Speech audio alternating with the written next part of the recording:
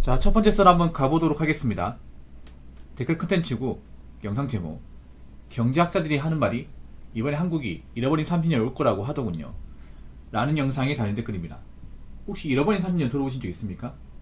이게 일본에서 이제 유래가 된 건데, 일본이 이제 1991년 그 버블 경제가 터진 이후로 근 30년 동안 이제 디플레이션 사회, 예, 장기 불황, 예, 지금도 겪고 있습니다. 30년 넘었는데, 아무튼 일본이 겪어왔던 것을 우리나라도 겪게 되지 않을까 예상하는 분들이 많습니다. 왜냐면 우리나라도 지금 버블이 심하거든요. 보통 우리나라 경제 구조나 패턴이 일본을 그대로 따라합니다. 물론 일본하고 세세히 보면 좀 다른 것도 있지만 큰 골격은 좀 비슷해요. 그래서 우리나라도 지금 여러 가지 거품이 심하거든요. 뭐 부동산 거품, 뭐 해외여행 거품, 소비 거품, 결혼 거품, 교육 거품, 거품이 굉장히 심해요. 근데 이 거품은 언젠가는 꺼지지 않습니까? 거품이 좀 꺼질 기미가 보이는 것 같아요. 근데 거품이 꺼지고 이제 민낯이 드러나겠죠. 그러면 사람들이 제가 봤을 때는 인생 난이도가 많이 올라가지 않을까. 특히나 이제 경제가 안 좋아질 거 예상하고 준비하신 분들, 좀 돈을 모아놨다거나 아니 직장을 꾸준하게 다닌다거나 좀 확실한 어떤 비전을 준비하신 분들은 그나마 다행이겠지만, 그런 분들 많지 않습니다. 특히 문제가 되는 거 뭐냐면 그 서민분들이 돈이 없어요. 가진 돈이 없어요. 왜냐? 쓰느라 바빠가지고. 그래서 앞으로 서민들은 지금보다 훨씬 더 힘든, 네, 좀 인생을 살게 되지 않을까 예상을 해봅니다. 이렇게 얘기하면 또 힘 빠진 얘기가 될 수 있는데, 저는 그렇게 생각해요. 미래가 안 좋아질 거라고 예상하고 대비가 된 사람과 그렇지 않은 사람 차이가 정말 심하게 많이 벌어질 겁니다. 서민들 사이에서도 어느 정도 이제 좀 자산이 있는 사람들, 그런 사람들하고 부채만 있는 사람들, 그 사이의 간극이 굉장히 커질 거예요.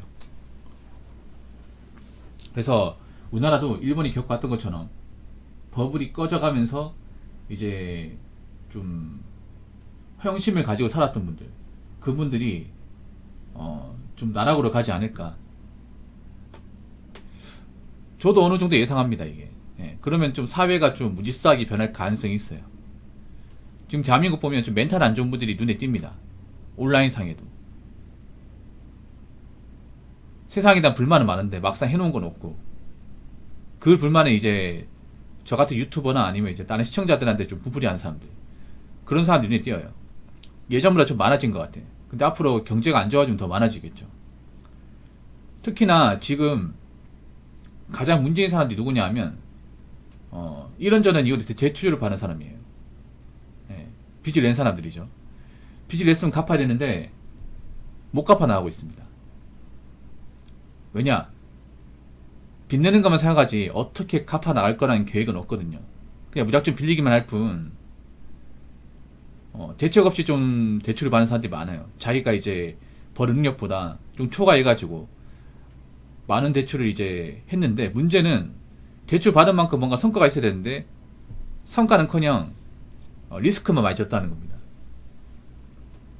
그래서 점점 가면 갈수록 이 부채를 가지고 있는 사람들이 이 부채의 짐을 좀 못 떨어내고 있습니다. 쌓이고 있습니다. 점점.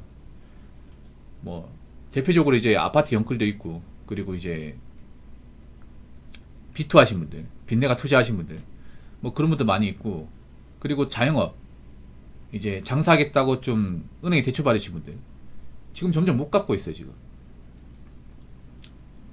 못 갚으면 어떻게 됩니까? 이제 담보로 잡았던 거 다 경매 올라가겠죠.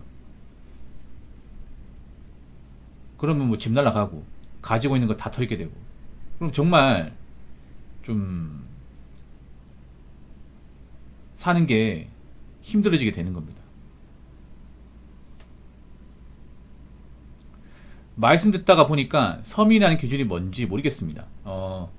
서민 얘기하는데 사실 서민의 뜻을 모르는 사람들이 많아요. 그 사전상의 뜻은 뭐냐 하면 신분상의 특권을 누리지 못한 중류 이하의 삶을 사는 보통 사람을 서민이라고 합니다. 평범한 게 아니에요. 사전상의 정의는 그렇습니다. 신분상의 특권을 누리지 못한. 신분상의 특권이 뭐냐면 이제 뭐 고위층이나 아니면 대기업, 아니면 고소득 이런 쪽에 이제 있지 않은, 그리고 이제 수저의 어떤 혜택을 받지 않은,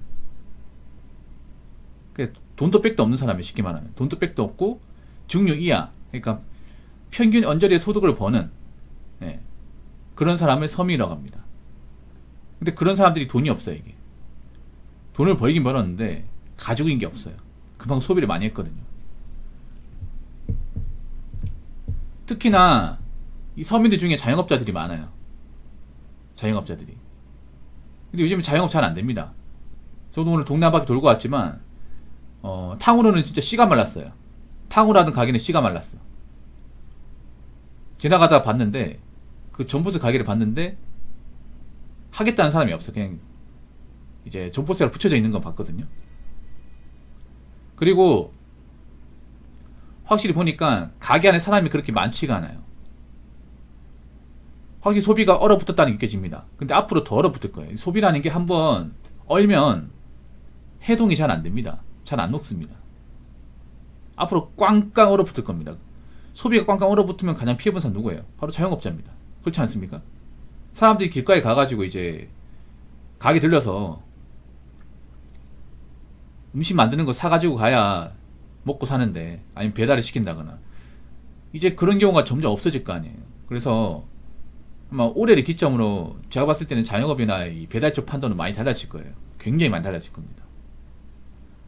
아직도 보면 좀 앞으로 어떻게 전개될 건지 예상하지 못한 사람들 많이 있거든요. 앞으로 돈 없으면 정말 힘들어요. 가진 거 없으면. 그러니까 자기 분수에 맞게, 능력에 맞게 살았어야죠. 뭐 하는 겁니까? 자기 분수를 오버해서 소비하고 빚지고 하면 그 본인들한테 돌아올 거라는 거 예상 못했습니까? 예상했었어야죠. 아마 좀 아플 겁니다. 많이 아플 거예요. 근데 한번 맞으면 못 일어날 겁니다. 자, 댓글 한번 읽어보도록 하겠습니다. 공개는 못하겠지만 제품적 도소매 유통업 1위인 저도 이제 거의 한계에 왔네요. 매출이 다른 업체에 비해서 적진 않지만 10년 전보다 반의 반타작이 되었고, 그 외 모든 다양한 지출들은 계속해서 늘어나다 보니 이젠 적자로 진행되고 있어요. 심지어 대출 없이 현금으로 굴리는데도 말이죠.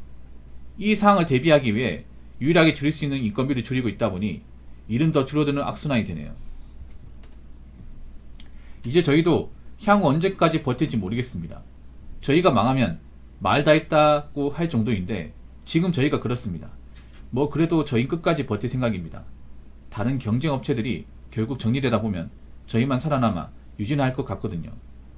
요즘 여튼 주변에 비참합니다 라고 적으셨는데, 이분도 좀 위험하긴 하네요. 왜냐하면 지금 가장 위험한 게 어딘지 아세요?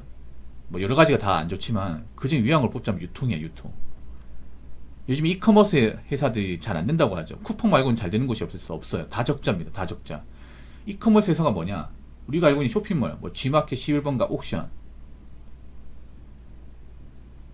위메프, 그리고 중국 사이트인 중국나라, 번개장터, 당근마켓 싹 다 적자입니다.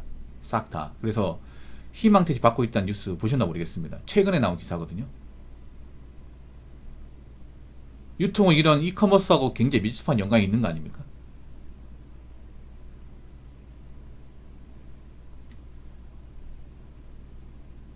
그러니까 중간업자로 일하시는 것 같은데, 중간에서 이제 다리 연결해가지고 그걸 이제 보내면서 이제 돈을 챙겨가나 막 그런 일 하시는 것 같은데, 앞으로 유통이 제가 봤을 때는, 제 생각입니다. 제 생각에는 좀 힘들 거라 생각해요. 왜냐하면 점점 이제 다이렉트로 이렇게 물건을 받고, 중국 이제 사이트인 뭐 테무나 알리익스프레스, 뭐 타오바오 이런 것들이 이제 넘어오고 있다 보니까 국산 제품으로만 승부 보는 건 쉽지 않을 겁니다. 경기가 어려울수록 어떻게 돼? 사람들은 가격이 싸고 저렴하고 가성비가 좋은 걸 찾게 돼 있습니다. 그런 쪽으로 봤을 땐 중국 제품이 나쁘지가 않아요. 물론 모든 중국 제품이 품질이 좋다고 볼 수는 없겠지만 그래도 가성비가 좋은 건 어느 정도 인정입니다. 그래서 예전처럼 한국 사람들이 다시 돌아올 거다, 우리 제품을 많이 써줄 거다, 유통량이 늘어날 거다, 그렇게 생각하시면 안 될 것 같습니다. 개인적인 생각입니다. 이거는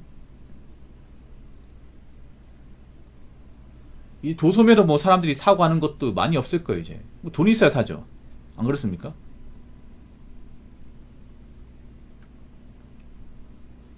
그래서 요즘에는 그 생각들에 뭐 버틸 만큼 버티자 이런 것보다는 차라리 정리할 수 있을 때 빨리 정리하고 나오는 게 전 좋다고 생각해요.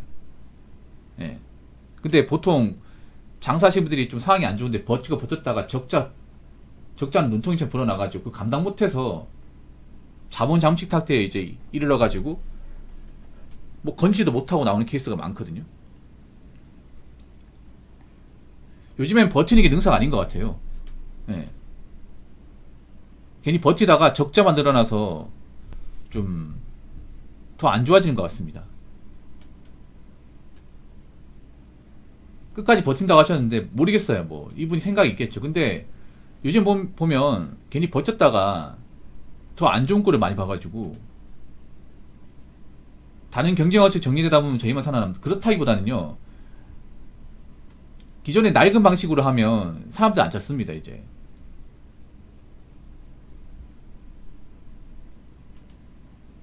오프라인 쪽으로 다시 돌 거란 생각 하시면 안 돼요. 이제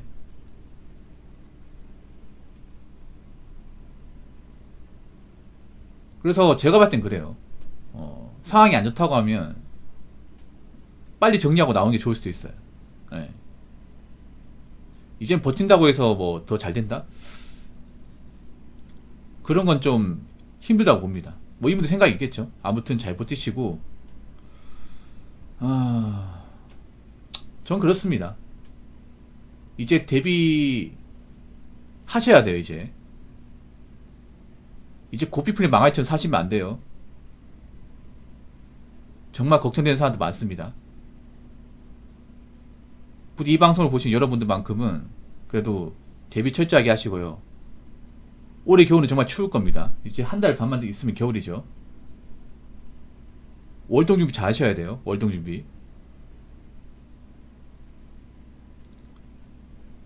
돈 없고 이제 대책없이 사신 분들은 정말 올해 겨울이 추울 겁니다. 많이 많이 추울 거예요. 자, 이상으로 첫 번째 썰 마치도록 하겠습니다.